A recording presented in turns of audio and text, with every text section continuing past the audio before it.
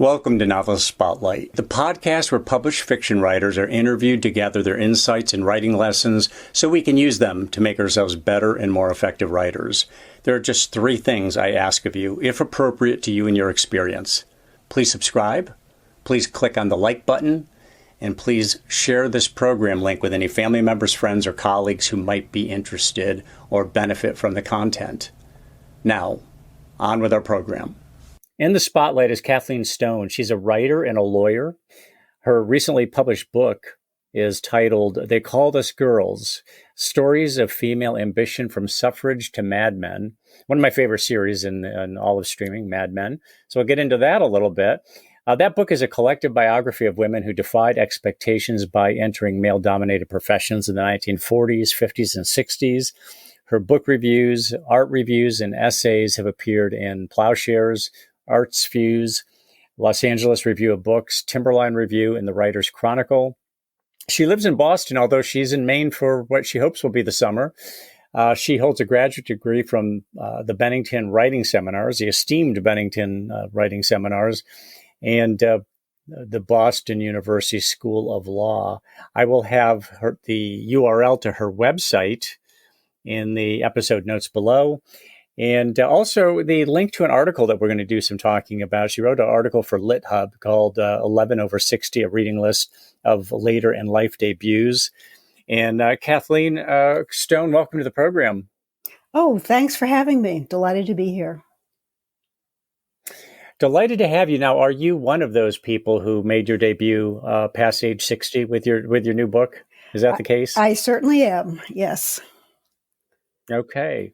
Well, I'm in that time frame as well. What are some of the advantages? Let's start there with some of the advantages to being over the age of 60 as a writer. The experience, the wisdom, the stick-to-itiveness. What would you say that somebody over 60 brings to the process that maybe they weren't capable of in younger years?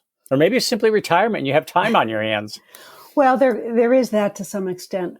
But I think that, you've really nailed it with the wisdom and the experience, I think, that an older writer can bring. Just that life experience. And, particularly if you're writing any kind of nonfiction where a personal reflection is part of it, as we know, the way we think about events, either personal or external, changes over time. Presumably we get more mature and perhaps wiser as we go on in life. So when a writer is over 60 instead of 30, they certainly are going to bring a different perspective and perhaps a wiser perspective to whatever they're writing about. So I think that can be a real advantage. Well, how did the article in LitHub? I should add, fortunately, my publisher agreed with that point of view. I'm sorry, Yes, go ahead. Yes. No, not at all. How did the article come about for LitHub? Is this something, how did it occur to you? Was it assigned to you? How did it come about? Because I can see a lot of people, who thinks about that necessarily? But here you really kind of focused on this whole idea of past age 60 making the debut. And I believe James Michener didn't start publishing his books until after age 60. And he published quite a few of them, and they were very large in scope. Just in terms of page count. And they absolutely, and bestsellers too, as I recall. Nobody assigned. No, this was not an assignment at all.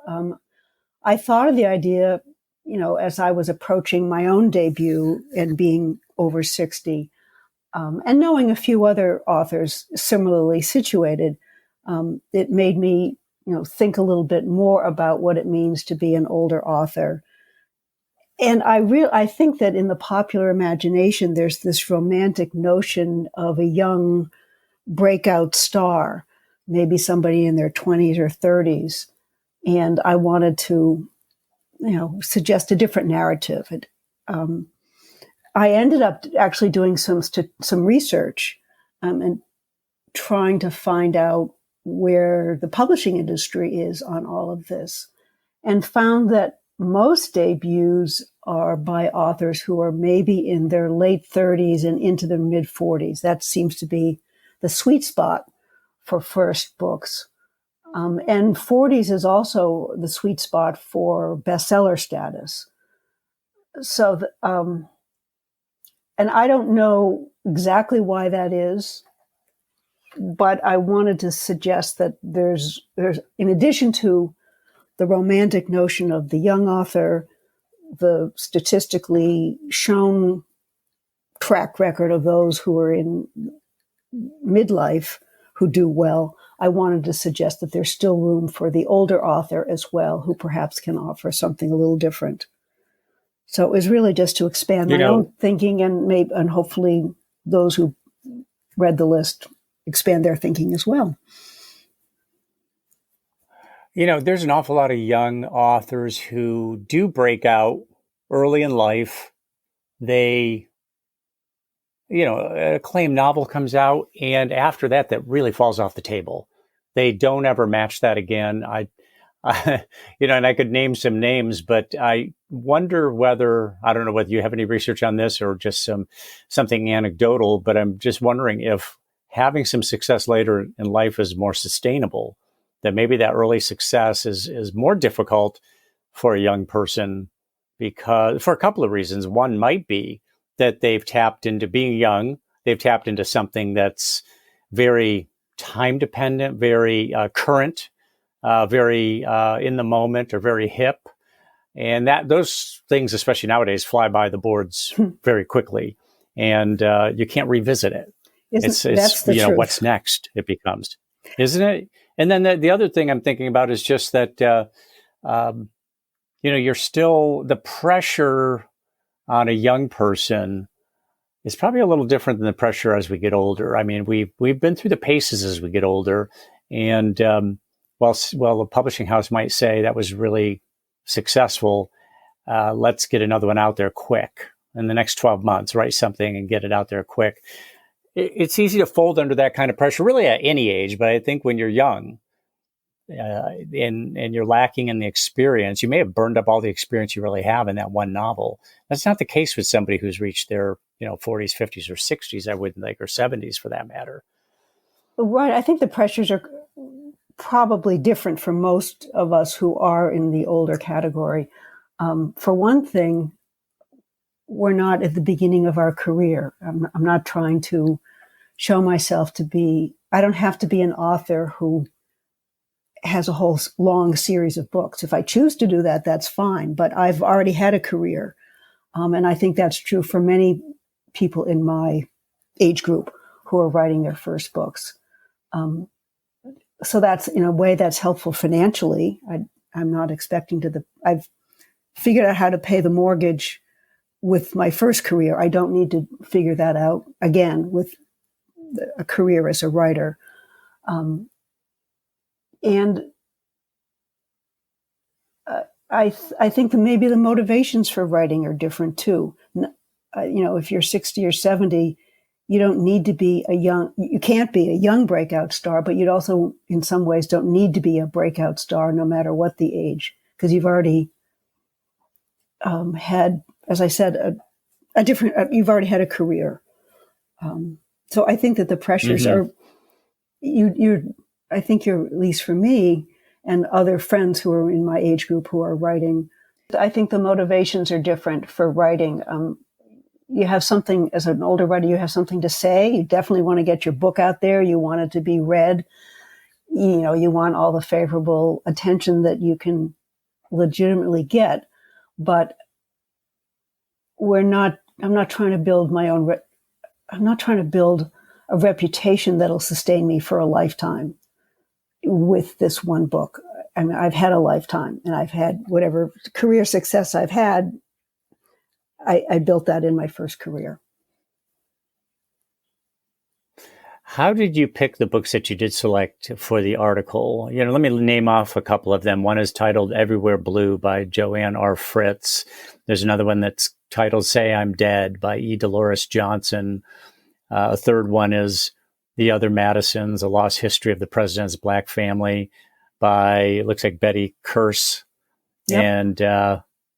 And maybe one more, The Theft at the Big Ant Hill by Rosemary Manchester. How did you make your selections? Because you picked 11 different books. Obviously, all of the authors over the age of 60, but beyond that, because there's many authors over the age of 60, and these are debut novels, correct? That's correct. Yep. And some of them are novels. Talk about the selection process for you. Sure. A couple of the authors I actually knew. Rosemary Manchester, for instance, she is in her 90s. Her book came out, I think she was 93. And I met her at Bennington. I was there getting my MFA. She had gotten her MFA at Bennington several years earlier. And she was back as a visiting fellow. There was a program for graduates to come back. So I was in a workshop with her during one of the terms that I was there. And she was workshopping chapters from the book that eventually came out. So I knew her, and I knew she was definitely over 60. She was almost 90 at the time I met her. And she was writing about the experience of being the wife of a missionary, also a missionary herself, although in the church they were a part of, her husband was sort of perceived as the primary missionary, in what was then called the Belgian Congo. So it was really about coming to terms with, the role of religion in her life, colonialism, and what it was like to be a young mother. I think she had 4 children at the time she was in Africa, and what it was like to be in sort of a patriarchal religious society. So there was a lot of stuff that she was unpacking in her writing. So her I happen to know. I also happen to know Dolores Johnson. I run a literary salon in Boston. Once a month, we have an author come speak about their book to a small audience. And Dolores Johnson happens to live in the Boston area, and she came and talked about her book, which was about, she was raised, her parents were a biracial couple, a black father and a white mother. And when her parents married, it was illegal in the state in which they were living for interracial marriage to occur. So they left the state and never told her mother's family where they had gone. So she was raised without knowing anything about her mother's family. And when she was an adult, after having had her own career in business and raising her daughter, she decided she wanted to find out about her mother's family. And she went on a mission to find them, initially against her mother's advice, but ultimately it resulted in her finding her mother's family and really having a reunification of her mother with her family. That's an example of a book that probably couldn't have been written earlier in life. She needed to have her own experience in order to tackle that really loaded sort of emotional content of what she was, of how she put together the whole investigation, and then what she wrote about. Betty Kearse wrote The Other Madisons, and that took lots of research. Her family, back many generations, were an enslaved Black family on Madison's homestead, and she was raised knowing that fact, but she ended up doing a lot of investigative trips to the South and finding all the layers, the generations in between herself and the Madisons originally, and putting together a family genealogy and writing about different generations. And that just took her a lot of time. And also she was a physician in Boston. And that was her career before she became a writer. Again, another example of something that took time and sort of it needed an emotional maturity. In perspective, yeah. Yeah, exactly. And similarly, your book is really that way. They call this Girls, Stories of Female Ambition from Suffrage to Mad Men. Now, technically, could you have been 20-something and researched this? Sure. But that's I think, where the perspective comes in. When you don't have the time frame, when you don't have that frame of reference.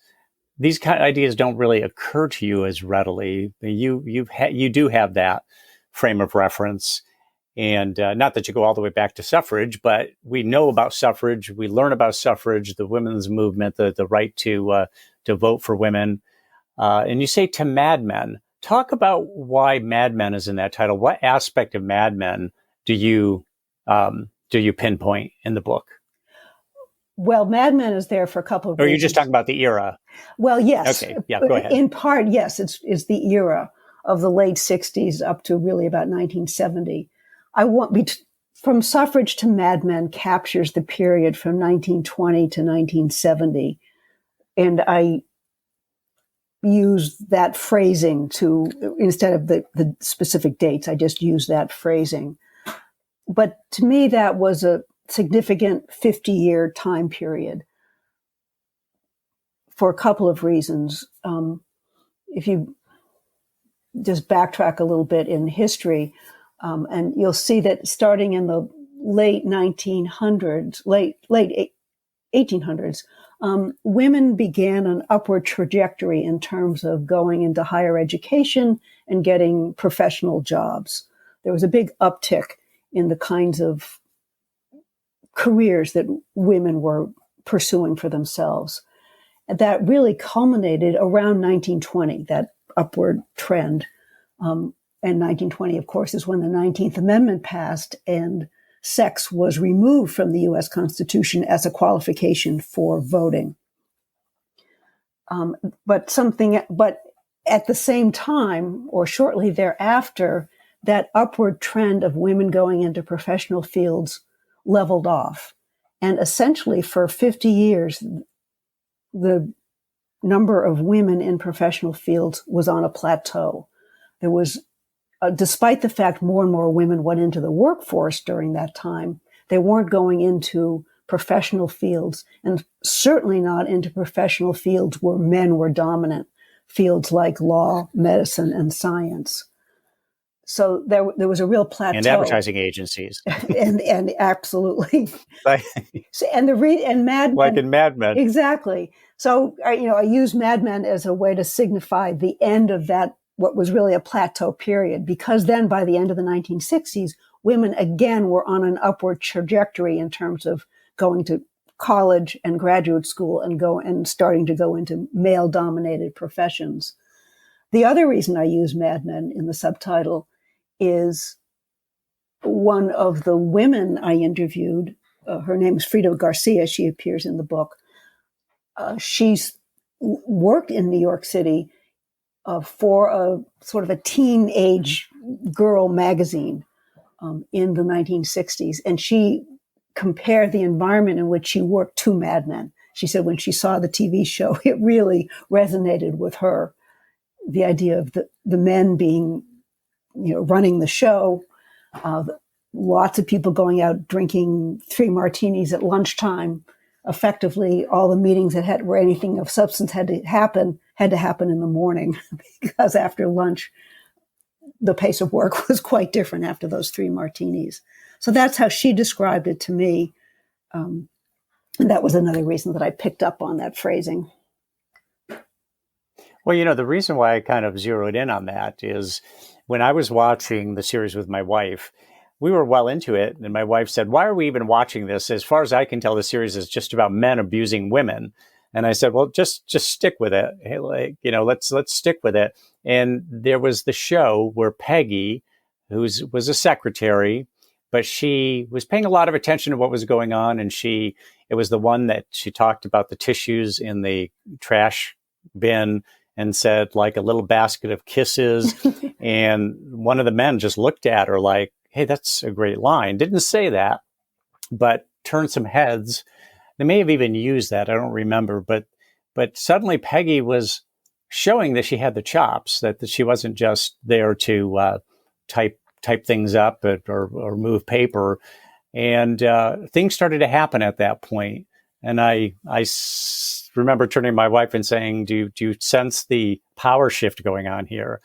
That it's not even so much a power shift as Peggy being the first of several women on that program, who started having some agency at the agency,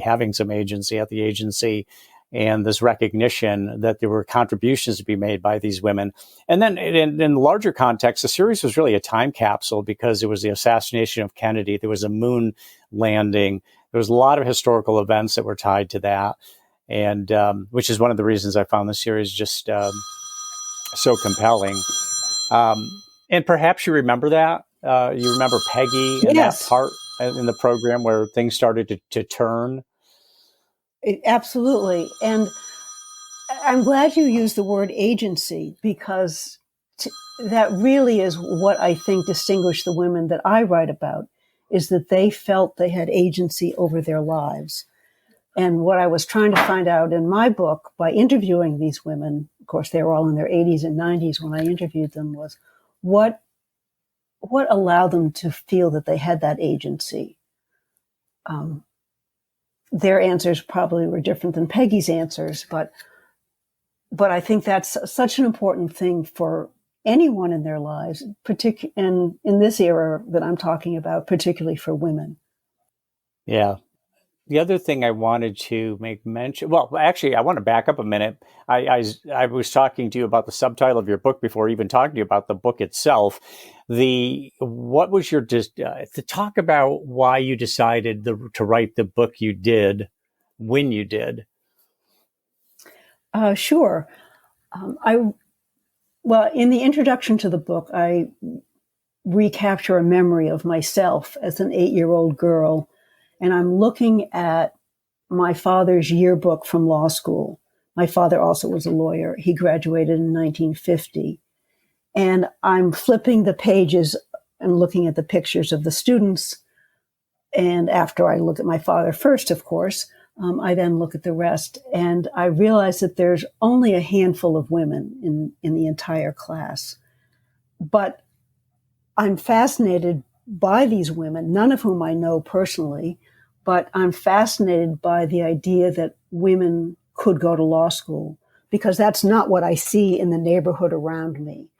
By the time I was born, my mother had left her job, and all the women in our neighborhood are home taking care of children. It was a pretty traditional suburban neighborhood just outside of Boston when I was growing up. But the fact that there are these other women who went to law school and are working as lawyers is, to me, just is a fascinating fact. And I try to imagine what these women must be like to have done that. You know, fast forward through my life, I go to law school. I practiced law for well over 20 years. When I realized that somewhere in the back of my mind is still this idea of the women who are the generation ahead of me who went to law school or into other professional graduate schools, and still trying to imagine what propelled them to do that. And I decide that if I'm going to find out, now is the time. And it turned out to be a good time for me personally to shift gears and become a writer. And the women, I wanted to capture their voices while I still could before they passed away. So that was, it sort of all came together for me personally, as that was the time to go find them and get the answers to my questions that were sort of left over from when I was 8. And, you use the phrase, get their voice, capture their voice, was the phrase, before they passed. Talk about voice a little bit, because writers talk about voice all the time. That's, what is my voice? A lot of writers spend their lives trying to find their voice, maybe never really find their voice, or at least don't feel that they do.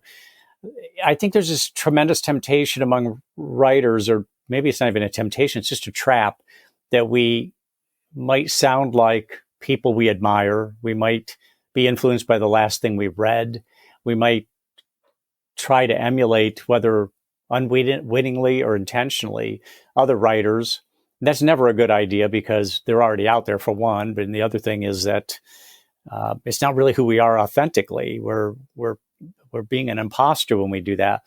How did you find your voice? Do you feel like you found your voice as a writer, and how did you find it? Or was it something that just came with maturation? Well, in my case, finding my voice as a writer meant weaning myself away from legal writing. Over 30 years of legal practice, I had written countless legal briefs and memos. And, it's one thing when you're trying to win a case in court, but that's not what you want for writing a book. So I really had to dig deep within myself and to do a lot of studying of other writers to figure out other ways to write. Part of that process involved reading a lot and thinking about what I was reading and why something appealed to me or why it didn't, really sort of analyzing what I was reading. It also involved my going back to school to get my MFA, which I did at Bennington, as you mentioned. It was probably around 2013, I went to the AWP Writing Conference. It's an annual conference that's held in a different city every year. And that year it happened to be in Boston, where I lived. And I remember coming home from a day at the conference so excited about the idea that one could spend time just talking about literature, writing literature, debating the merits of different books. I was just so excited about the fact that I could perhaps jump into something like that.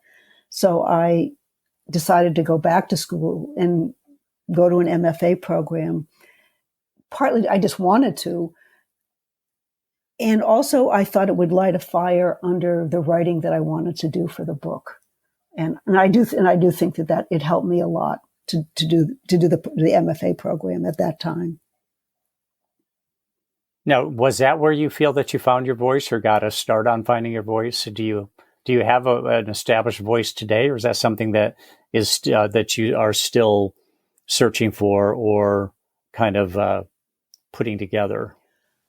I think my book does reflect my voice. I'm a fairly reserved personality, and I think my book is written in a way that sort of reflects that. I don't think it's a flamboyant book. I don't use a lot of adjectives. It's not for instance, as much as I like Henry James as a writer, I don't write at all like Henry James. You'd never be confused between my writing and his.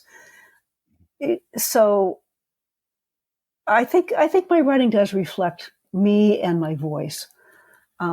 What the MFA program did was have me read a lot of literature that I had sort of skipped over, or particularly, some of the standard classics, things that I hadn't read before. I made a point of reading, as well as contemporary work. But it also helped me write more personally. As a lawyer, you don't write personally at all. It's not about you. It's about the client, and it's about the legal analysis. So I had to feel myself freer to write about my own experiences or even my own reactions to what the women in the book told me in the interviews, or about the historical context in which they grew up. I've talked to a lot of lawyers over the years because, being in the journalism business, it's natural that you do end up talking to lawyers. And so many of them, to begin with, they write a lot, but it's not creative writing that they do, as you were saying. They're writing briefs and such. And but they love writing. Many of them love writing. Many of them have aspirations to be writers. I think a lot of them would have been journalists if the pay grade was higher than say law, or equal to law, or close to law. It seems that people who like to write are drawn to the law anyway. Do you think that's the case, and what do you think has to do with? I even though the writing is stilted because it has to be legalese, it does seem that there's opportunities for expression in law, particularly, of course, if you're doing, courtroom type work. Would you agree, or do you think there's what do you think's at work there? Well, I think you're right that lawyers tend to be, often are writers. You have to be if you're doing most kinds of legal work. And also even to get through law school, you have to be comfortable with words on the written page. You're reading lots and lots of cases in law school. And you do some writing in law school. I think certainly when I was there, and I think even now, most law schools have a requirement of a legal writing class. So consuming the written word and writing it yourself is something that you have to do to get through law school. And you have to be comfortable in legal practice with massive amounts of reading and documents, briefs, other cases. So it certainly makes sense to me that lawyers often are writers. What is your writing process for the book, let's say, or any future writing that you do that's literary or for the book publishing business? What's the process? Well, in your case, I would say it's constantly evolving, whatever it is. When I started the book that's just come out, I guess my first step was, first I did some research. I did some research in women's history, which was when I was in college, women's history classes were really just starting, and I didn't take any. So I wanted to get an idea of the general landscape. So I did some reading, pretty academic research about women's history, of at least women in the United States. So that was step one. And once I had a sense of the overall landscape, I had an idea of the kind of woman that I wanted to interview in terms of what, she would have been born around 1930 or earlier. She would have been in a male-dominated profession and would have had a full-blown career in that profession. And then my first step really was to do some interviews. And I identified a couple of women to talk to, and I set up the interviews, and I had an outline of the questions that I would ask. And of course, I used the same outline pretty consistently for each interview, but it varied, of course, depending on what the actual career was or what an answer would take us off on a different tangent. Of course, that's bound to happen. But I knew that there was certain common ground I wanted to cover in every interview. And once I had a couple of interviews done, then I started drafting some chapters. And those I workshopped in some classes that I took around Boston, and then at Bennington in the MFA program, I workshopped the chapters. And that's when I realized, I think, that I hadn't yet settled into a voice that was comfortable. I began thinking that I was going to write in a very traditional biographical style. And it would be entirely in the third person, and I wouldn't be present in the book at all. Obviously, I was the writer, but I wouldn't mention myself. And there was no need to, because the focus, or I thought the focus was really on the women. But as I dealt with it in workshop and reread what I was writing myself, I thought it was a little flat, a little boring.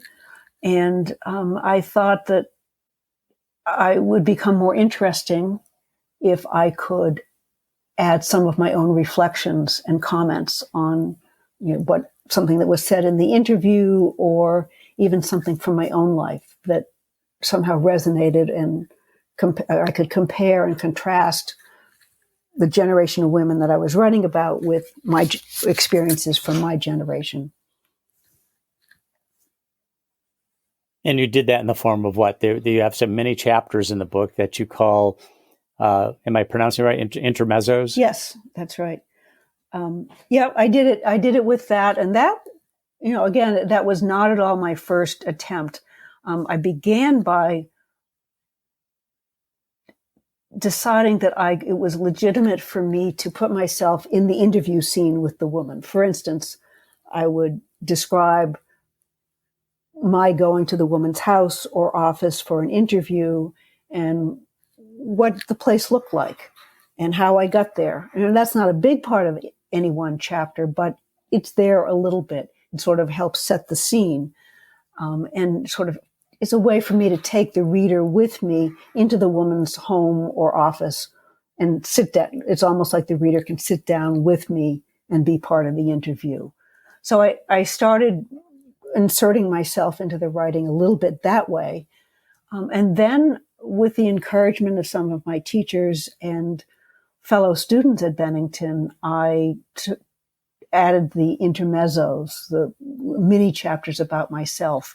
And that came about really because in the process of interviewing these women, I saw reflections of myself. Obviously everybody's life is different, but there were enough points of overlap that I thought that it would be useful for me to add a little bit more about myself and my generation, to show what had changed for women and in some ways what hadn't changed. One example is one woman I spoke to who ended up as a doctor, Dr. Martha Lee Powell, decided when she was in high school that she wanted to be a nurse. And her father said, no, you should be a doctor. That way you can be in charge. And she took his advice and she did go to medical school, and eventually became an expert in pediatric infectious disease. But she said that she was initially reluctant because she didn't think she wanted to do a lot of math. And that's because she didn't think girls were supposed to do math. This was her view in high school. That really resonated with me because when I was in high school, I was a pretty decent student in math. And my teacher junior year encouraged me to take calculus my senior year. And I didn't. And I didn't because I thought girls weren't supposed to do math. So I realized that Martha's experience and mine, separated by 30 or so years, were very similar in the views that we took about what girls were supposed to be doing. And I'm saying supposed to in air quotes, of course.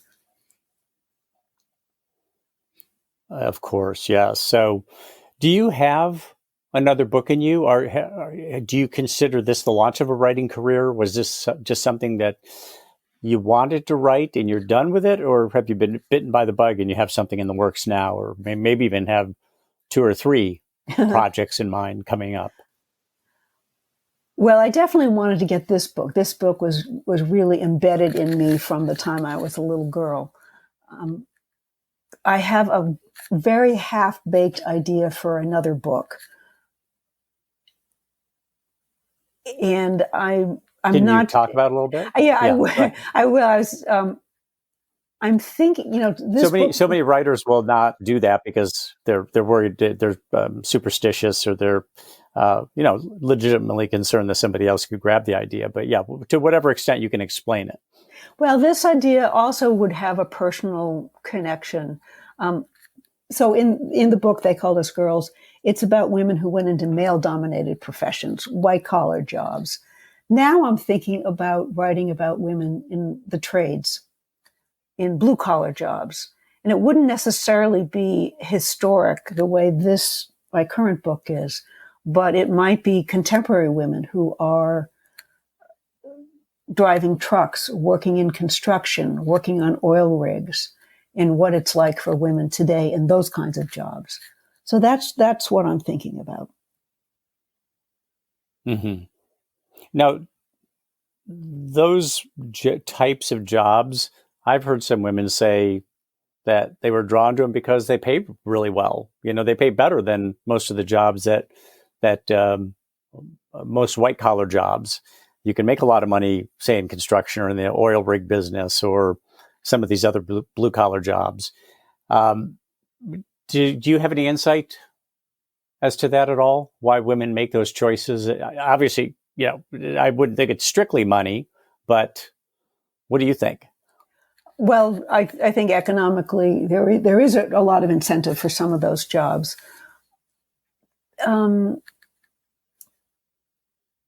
I think what I don't know, because I haven't really talked to those women who I know are out there doing those kinds of jobs, is to what extent, I mean, in some cases they're breaking barriers. And to what extent are they drawn to the idea of breaking barriers? That I don't know. So I'm not in a position to speculate on that. But I think for other women, it just fits into their lifestyle, either the way they were raised or what their educational opportunities were, or what their predilection and their talents are. Not everybody is interested in science and is going to become either a scientist or a doctor.